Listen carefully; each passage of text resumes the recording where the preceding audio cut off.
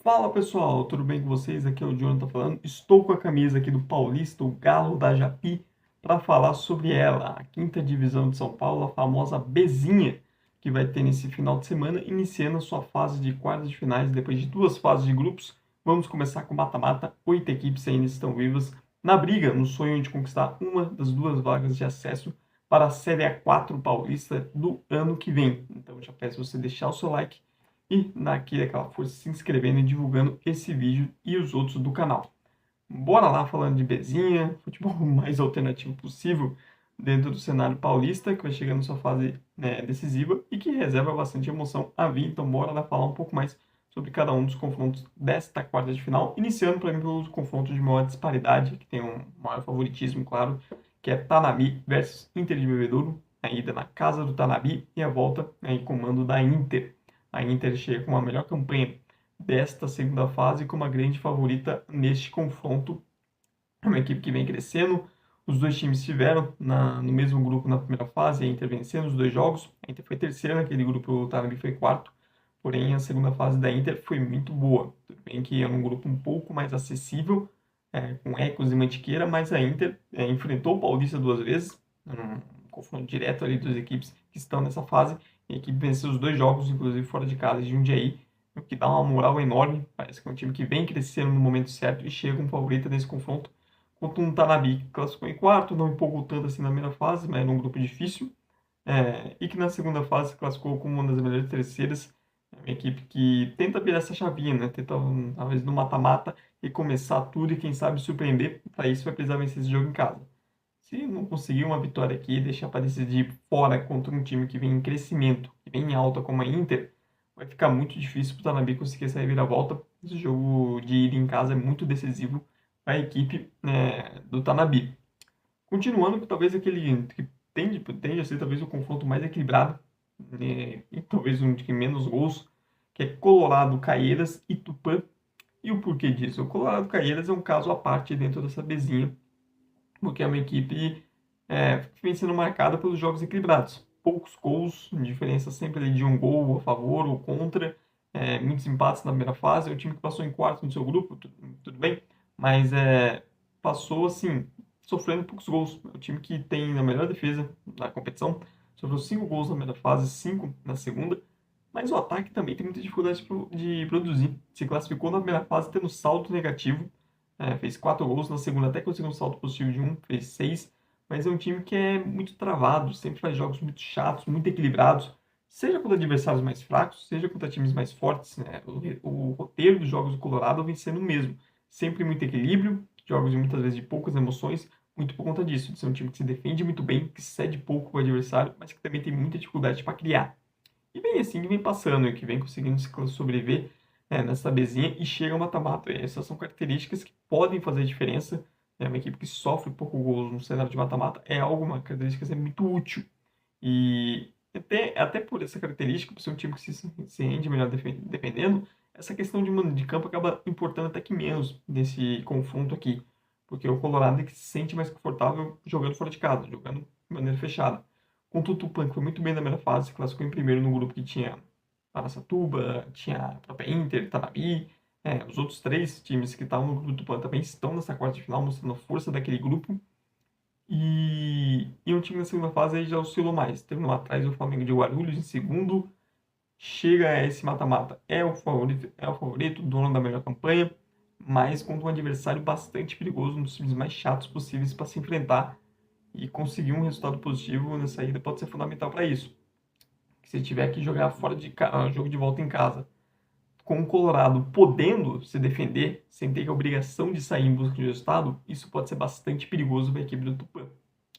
Continuando com os confrontos mais legais, esses dois últimos confrontos, os dois últimos confrontos para mim são os dois mais legais dessa segunda fase, iniciando por São Carlos e Araçatuba, duas cidades tradicionais do interior de São Paulo, de importância, e que tem o Araçatuba, o jogo de ida em São Carlos, e a volta em Araçatuba. O Araçatuba é talvez a grande história da Bezinha até aqui, o time que estava há muitos anos fora de atividade e que voltou esse ano, e a torcida fazendo um papel maravilhoso, levando ótimos públicos.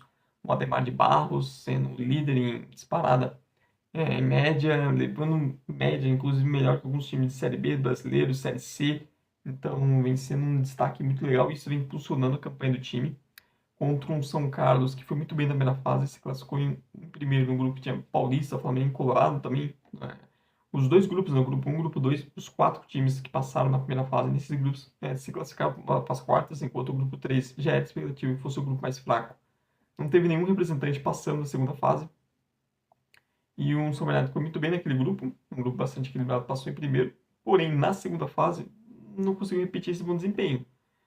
Foi um time que oscilou mais, acabou passando na vaga de terceiro colocado, como um dos melhores terceiros, ficou atrás do próprio Colorado e também do Araçatuba. São dois times que acabaram de se enfrentar, né? Se enfrentaram poucas semanas atrás, dentro do grupo da segunda fase, e o Araçatuba venceu os dois jogos. Venceu tanto em casa quanto fora, mas foram placares de 1-0, foram jogos bastante equilibrados e mata-mata é diferente e tal.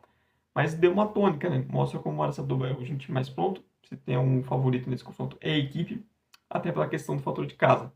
É algo que tem pouco na mesinha, a verdade é essa. Porque você não tem grandes públicos, os times conseguem levar públicos chamativos, geralmente mais vezes semifinal, final você tem públicos melhores.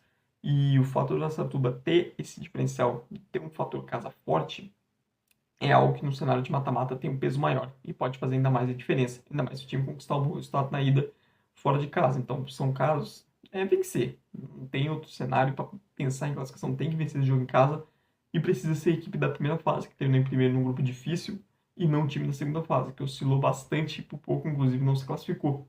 Enquanto o Araçatuba é um time que vai ser bastante regular.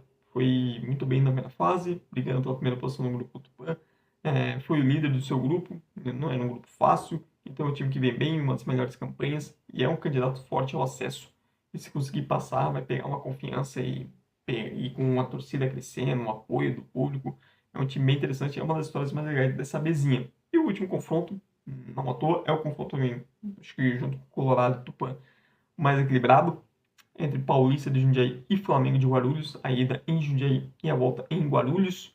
Como torcedor alto contra o Luciano Paulista, não vou negar, mas é um confronto bem legal. Duas equipes que se enfrentaram na primeira fase, duas equipes que vêm se marcando nos últimos anos por vários confrontos, né, no cenário tanto de quarta divisão, de que agora quinta cabecinha, até pela proximidade, né, às vezes caem no mesmo grupo das competições. Em 2019, Flamengo e Paulista e Flamengo fizeram o jogo do acesso à semifinal da Bezinha, que era a quarta divisão na época. Deu Paulista, o Paulista passa, sobe para a Série 3, depois cai, enquanto o Flamengo bateu na trave naquele ano. O Flamengo que vem batendo na trave. São dois times que é surpreendente estarem naquela divisão. Não se esperava que eles estivessem tão baixos. Eram times que no ano passado, na quarta divisão, se esperava mais deles e decepcionaram. E dois times que talvez tenham maior peso, maior pressão para sair dessa quinta divisão o mais rápido possível. Por questão de investimentos dos últimos anos, por tradição no lado do Paulista. Então é um confronto bem pesado para ambos. E que até por vários confrontos vai criando uma pequena rivalidade entre as equipes, entre as torcidas. Na primeira fase, são dois times que se enfrentaram, estavam no mesmo grupo. O Paulista, inclusive, termina à frente do Flamengo. O segundo, Paulista foi segundo, o Flamengo em terceiro. Com uma vitória para cada lado e como visitantes. O Paulista venceu o Flamengo em Guarulhos e o Flamengo venceu o Paulista em Jundiaí. Que mostra também o equilíbrio. Porém, na segunda fase, para mim, foram campanhas diferentes. O Flamengo fez uma segunda fase melhor, tanto que tem a vantagem. Foi primeiro no grupo, tinha Tupã, tinha o Tanabe, tinha o Mauá. Não era do grupo mais forte, mas era um grupo competitivo e a equipe fez bem. Enquanto que o Paulista, como torcedor, o desempenho não me animou muito. Sendo bem honesto, a equipe ficou em segundo do seu grupo, mas era o grupo mais tranquilo. Você tinha Ecos e Mantiqueira, que eram duas equipes do grupo mais fraco, que não conseguiram competir. O desempenho do Paulista contra essas equipes não me animou. E o desempenho contra a Inter de Bebedouro, que era o grande jogo, me animou menos ainda. Perdeu os dois jogos, inclusive em casa. Então, é um Paulista que não me anima desde o início da competição. É um Paulista que vem sendo um time que rende melhor quando ele não precisa propor o jogo. Quando ele pode atuar mais no contra-ataque, fechado, um time que vem jogando melhor fora de casa do que dentro de casa, e mesmo com a torcida fazendo um bom papel, o Jaime Sintra. É, Até porque é um Paulista que tem muitos problemas ofensivos, falta mais qualidade no setor com um pouco mais a defesa. Isso passa também para mim um erro da diretoria por não ter buscado mais reforços para o ataque, especialmente centroavante, etc. Acho que teve alguns erros de planejamento. Eu esperava mais do Paulista nessa quinta divisão. Eu esperava que o time chegasse nessa fase de mata-mata melhor preparado e passando mais confiança. Eu não coloco o favorito nesse confronto. Acho justo que se tiver que ser o favorito seja o Flamengo, que vem num momento melhor, faz uma campanha melhor no geral e decide em casa. mas a Paulista tem o peso da sua camisa, vai ter um bom público no Jaime Sintra, e que isso no cenário de mata-mata faz uma diferença, apesar do Flamengo já ter vencido o Paulista em Jundiaí. A gente sabe que essa questão de torcida num jogo de eliminação tem um peso diferente, e o Paulista junto com o Araçatuba são os dois times que têm isso, que podem falar que ó, tem a torcida, um público maior que pode fazer uma diferença a favor. Mas é isso, o Paulista não pode repetir os erros passar e perder em casa. Se perder em casa para ter que decidir fora vai ficar complicado. Mas assim, tem que se virar e tem que ganhar, né? É obrigado. O único clube assim, que eu acho que tem obrigação realmente de subir, conquistar o acesso ao Paulista, por tradição, etc., pensando no futuro. Mas é um time que não vem me animando, eu esperava bem mais. Esperava estar vendo o Paulista chegando nesse mata-mata mais animado. Contra o Flamengo, que é um time bastante perigoso. É um time que o ataque vem funcionando muito bem desde a primeira fase. É um time que destaca pelo poder ofensivo. Mas é uma defesa que às vezes tem esses momentos de instabilidade. O Paulista já explorou isso, por exemplo, na primeira fase. Então é um time que, mas que vem crescendo, né? Na segunda fase, o Flamengo é um dos times que cresceu na segunda fase, junto com a Inter de Bebedouro. Mostra como foi bem se reforçando, beleza? Acho que faltou isso o Paulista, né? Faltou mais reforçar, faltou chegar na segunda fase e crescer de desempenho. E a equipe não teve. O Flamengo chega em melhor momento, é um pouquinho mais favorito, mas óbvio, eu, como torcedor, vou sempre acreditar no Paulista. Na parte isenta, é um confronto bastante equilibrado, acho que qualquer resultado aqui não será surpresa.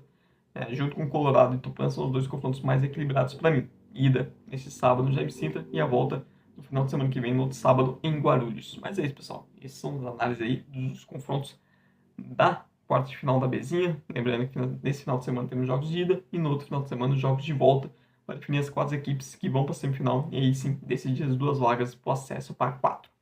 Mas é isso. Final de um vídeo aí falando de futebol muito alternativo. Então deixe seu like aí, se inscreva no canal se ainda não for inscrito e dê aquela força divulgando esse vídeo com seus amigos que torcem por algum dos times envolvidos ou que são fãs de futebol alternativo paulista, assim como eu. Muito obrigado por você que viu até o final. Tchau, tchau e até a próxima.